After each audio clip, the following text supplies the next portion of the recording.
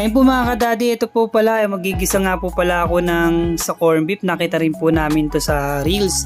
Gagayahin lang po namin ni Mrs. kasi mukha pong masarap. Dito nga po pala mga kadadi, naggisa nga lang po pala ako ng sibuyas, bawang.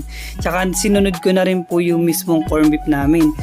Dito nga po pala mga kadadi, hindi namin pwedeng sayangin itong corn beef na to kasi napakamahal po pala ng Pure Foods.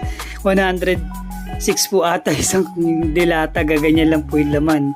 Pero mga kadadi, napakasarap po niya ya. At dito nga pala mga kadadi, naglagay rin po ako ng patis, tsaka naglagay na rin po ako ng Jolly Corn. Napakasarap niya mga kadadi. Na mais, yan, napakasarap nga po pala mga kadadi. Hindi po makakalain na napakasarap